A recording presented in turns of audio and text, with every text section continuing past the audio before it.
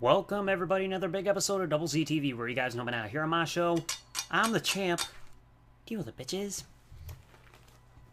Now, it's finally time to review Money in the Bank. The only reason I saw it last night was because I was feeling under the weather and I didn't feel like I had it in me to go to work. So I didn't catch the show until right after it ended. But it's finally time for the review, and quickly before I do it, I got two quick notes that I gotta let you guys know about. First off, I have to thank everybody for their feedback on my depression video. I think it was like last week. Yeah, I think it was last week. Whether you guys liked it or commented it on YouTube or Facebook or through Twitter or anything, thank you guys. It really means a lot to me. And also, if you guys have not seen, if you guys want that depression video, I'll put the link in the description. And there'll also be another link, and that'll be because I just recently did an interview on the Shadow Man's channel where he interviewed me and we talked for a couple hours. If you guys want to check out that interview, link will also be in the description. I know a few of you might have seen it already, so if you guys have not seen it yet, go check it out. Anyway, it's time to go over Money in the Bank. 8 matches on the card, and this was a night of historic proportions. How? Let's break it down. And quickly, I almost just forgot to show you guys. I actually had about 3 1/4 pages of non-stop notes written out for the entire show, so holy crap. Rather than typing them out, I'm typing it out eventually, but first contest, the New Day versus the Vaudevillains versus Enzo and Big Cass versus the Club in a Fatal 4-Way Tag Team match for the WWE Tag Team Championships, bitches. This match, right off the bat, I'd say was a pretty good tag team match. I give it about 3.5 out of 5. The whole match saw, right at the beginning, Kofi working on the Club until Enzo jumped in. Everybody started squaring off, and eventually Kofi and Enzo had a bit of their interaction. Vaudevillains were getting taken out. Biggie and Big Cass also had a big stare down, so it was like, oh, snap. Let me move the notes over here, because it'll be easier than constantly looking off on the side. See, all the teams eventually started brawling, which really got the crowd all hyped up and shit. Vaudevillains eventually attacked Kofi, but Anderson came in, and eventually, freaking New Day and the Club were going after each other throughout the match as well.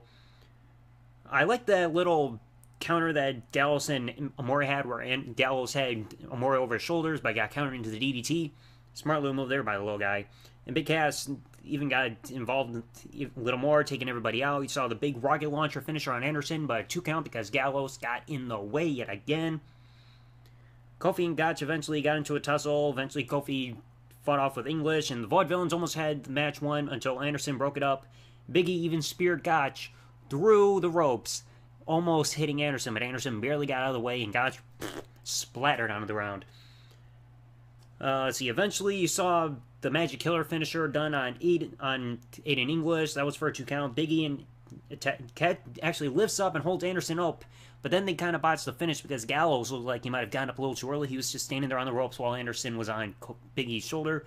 And the whole time I'm like, you could easily just help Anderson, but instead he was waiting for Big Cass to come in, was charging at Big Cass. Big Cass got out of the way, big boot, down goes Gallows. Big Cass goes out. New Day hits their finisher on Anderson, and then they pin Aiden English, and New Day retains. So, over 300 days now, they've been the WWE. I'm not going to gyrate. You guys don't need to see that. But New Day has retained their titles for over 300 days. If they survive past around Battleground time, they will be the longest reigning tag team champions, getting past Paul London and Brian Kendrick's record. So, it's going to be crazy. Match number 2, the series we thought would never end. Baron Corbin defeats Dolph Ziggler. This match, it was okay. I couldn't personally get behind this match because it felt like it got oversaturated with the build, because constant matches over and over and over ever since the night after WrestleMania. Think about this, it's been going over 2 months. You even had a match that immediately ended because Dolph Ziggler intentionally low-blowed Baron Corbin. But the match, it was okay. Ziggler tried to wrestle Baron down while Baron tried to go in physical offense. Stupid freaking pen falling everywhere. And of course, it took a big right hand to really get Baron into control. Some exchange between "Let's go Ziggler," "Ziggler sucks," and the crowd was chanting "boring," which I kind of have to agree with. It wasn't all that exciting. There were some good moments, like Ziggler eventually fought back and tried to keep going for the famous Sir and the super kick on Baron, but Baron kept avoiding it and even hit a discus clothesline by dodging the super kick. So, nice little move there. Eventually, the famous Sir got blocked. Baron looked like he was going for the powerbomb. Dropped Ziggler face first onto the top turnbuckle. Baron hit the post because Ziggler got out of the way, and then famous Sir for 2. Nice little sequence there. Eventually, Dolph tried to go for the super kick. Ziggler didn't, but Baron rolled out of the way. Ziggler slipped on the steel steps, trying to get to Baron, but Baron barely caught him, and then kind of did like that sidewinder back suplex. Ooh, nasty landing on the floor. So eventually, Ziggler tried to go for the DDT. He slides past the end of days and gets a super kick for 2. Nice. I like that little sequence they did there as well. And of course, Ziggler gets caught on the top rope. Superplex gets blocked. Ziggler gets knocked off the top rope, and then end of days as Baron Corbin wins. Like I said, it was an okay match. Nothing really all that exciting. It was just a lot of countering of the famous Sir and the super kick. Baron's offense could have been a little better, and of course he had the little slip by Ziggler. Give about 2 out of 5. It's forgettable, and hopefully this is the end of this between them. No more Baron Corbin versus Dolph Ziggler stuff. No more. Match number 3 is Charlotte and Dana Brooke versus Natalya and Becky Lynch. The match I really felt was a bit of a disappointment. The match, we saw Natalya kind of unload on Dana right at the beginning. Charlotte eventually tags in and gets hit by the Heart Attack. A little tribute to the Heart Foundation by Natalya and Becky Lynch, as well as a double baseball slide dropkick to send Charlotte and Dana Brooke away from the ring. A lot of rest holds were done on all this, and Charlotte eventually got the big boot on Natalya to take her down. Let's see. Trying to see where else I get in. Oh yeah, Becky gets a double missile dropkick onto Dana Brooke and Charlotte. Eventually, Natalya almost gets pinned from a roll-up rope usage combo by Charlotte, but that does not quite work. The finish saw Dana end up causing a collision between Becky and Natalya. Why is my Xbox One going off? Sorry about that. And then eventually Charlotte gets the natural selection on Natalya for the win. Nothing all that impressive. I gotta give it like 1.5 out of 5. This just did not work. But then they really swerved us afterwards, because then Natalya beats the shit out of Becky. Unfreaking believable. Just going vicious as hell. Is like, Becky's ready to leave. Boom, boom, boom, boom, boom, boom, boom, boom, boom. Freaking crazy. Natalya, you gotta control your emotions, honey. Next up, match number 4. A match that was actually a little better than expected. Apollo Crews defeats Sheamus. A nice little powerhouse match. You saw some good moments back and forth. Like when Apollo was trying to regain momentum by doing a couple clotheslines, a corner splash, running crossbody, and an enziguri combo. All to Sheamus and rope for 2. He had some good back and forth moments. Sheamus eventually hits a white noise from the middle rope. Oh, kick out at 2. And Sheamus like, what? That was 3. And then Sheamus yelling at the referee caused Apollo time to capitalize with Crucifix. And Apollo Crews wins. So it was actually an alright match. I give about 2.5 out of 5. That's what it was. Match number 5. The match of... Either the match or the second best match of the night. AJ Styles defeats John Cena. And I'm going to be one of those people that says the finish hurt. I'll explain why. This match was a long freaking time coming, and this took up a few paragraphs in my freaking notes on my notepad. You just had the electric crowd, even before the bell even rang, a lot of freaking amazing counters into this match. And Cena only hit like 2 AAs. AJ was just going freaking nuts on Cena. There was a lot of showboating, but the crowd was just causing it. Just causing both men to acknowledge and freaking showboat right back to the fans. Insane action left and right. AJ constantly doing whatever he could to counter out of John Cena's AA and all of his freaking signature moves from his comeback series, or as you people say, 5 moves of doom. Insane match. At the end, Cena's going for the AA. Referee gets bumped. AA to AJ Styles. Cena's got AJ beat, but then out comes the club. Magic Killer. AJ wins.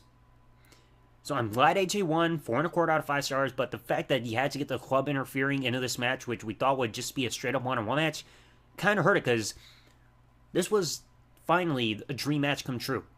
AJ Styles, the face of the TNA, versus John Cena, the face of WWE, finally going one-on-one. And for some reason, they decided to have the club interfere. I don't know if they're going to eventually have a clean finish at Battleground or if they go to SummerSlam. I hope they do that once and for all, because I don't want to... That's the thing I've always had against heel stables. You always have the freaking stable interfering on behalf of some guy over and over and over, nonstop interference. So I'm hoping they can eventually clear out from that cliche. That's what I hope. That's what I hope. Like I said, it was still a great match nonetheless. Then you had the Money in the Bank ladder match. Alberto Del Rio, Cesaro, Chris Jericho, Kevin Owens, Dean Ambrose, and Sami Zayn. 6 men, rather than 7. 6 men.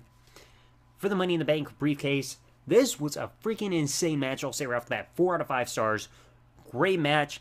Some insane ladder spots, like Ambrose getting slammed onto the freaking lay down ladder, and then Kevin Owens, frog splash, getting the Addy chants throughout the entire freaking arena.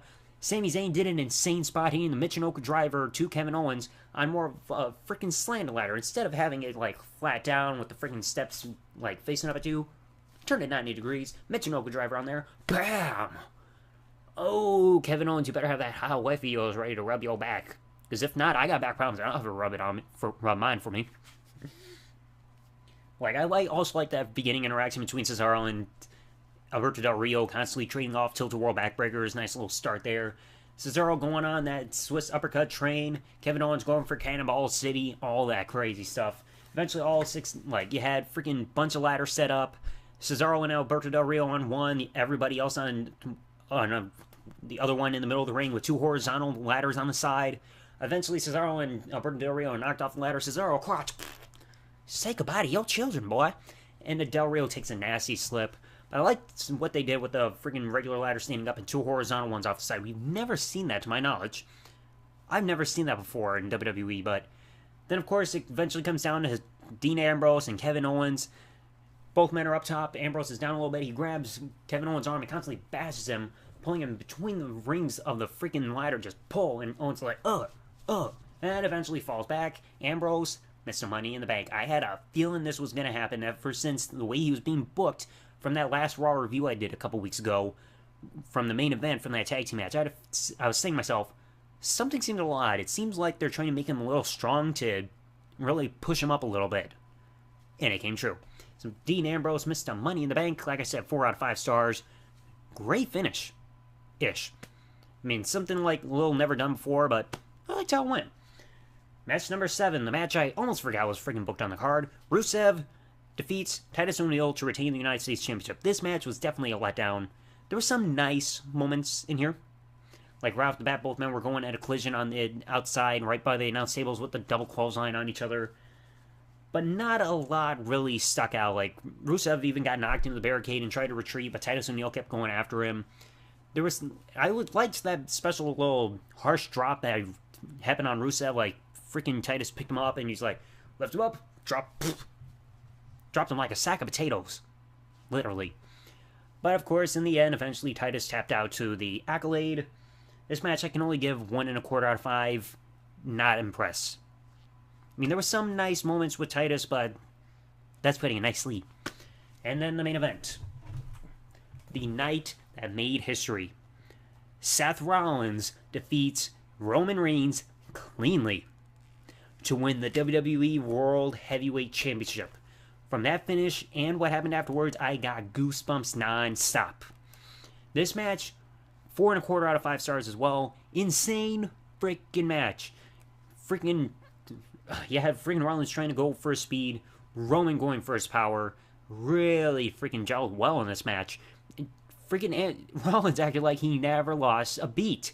He even freaking hit us a frog splash of his own, and once again we had the Eddie chants yet again. Freaking nuts. Always trying to counter the Superman punch. You had a couple buckle bombs to Roman Reigns, and one buckle bomb. Reigns bounced off the ropes and then hit a Superman punch regardless. It was like, ooh, harsh. You had a bunch of freaking. You had some super kicks. You had Superman punches. Even had Rollins hit that superplex and then right into the Falcon Arrow, which was always awesome to see. Match finish was one of the moments towards the finish before the other pedigree has to be one of the best executed things I've seen in a while. Reigns is going for the spear, and Rollins has enough to jump up just in time to plant him and counter it into the pedigree.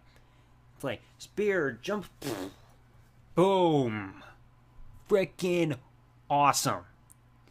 Near fall, Rollins gets him up, pedigree one more time, Rollins wins. And let's not forget the moment where Reigns really collided with that barricade. The doctor was like, whoa, whoa, whoa, careful. He's like, no, no, no. But still, great match, 4.25 out of 5 stars. Seth Rollins, the WWE World Heavyweight Champion, cleanly. And afterwards, Rollins hears Dean Ambrose's music. He's not coming through the Titantron area. All of a sudden, boom! Hit right in the face with the briefcase. Ambrose cashes in. Rollins is up. Dirty deeds! And within 9 seconds, we got a new WWE World Heavyweight Champion yet again.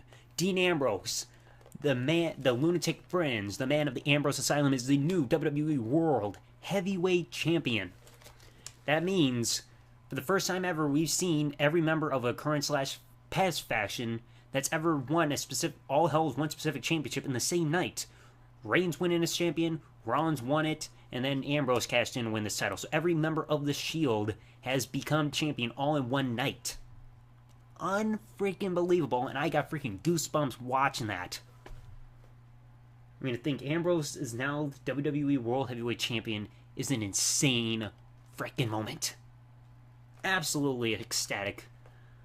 And now that's the second time where somebody has cashed in their briefcase the same night they won it. Other person being Kane from 2010. Unbelievable. Now it's got to make you wonder, will we see the dream triple threat match between all 3 members of the Shield at Battleground, maybe SummerSlam? What's going to happen? We just got to wait and see.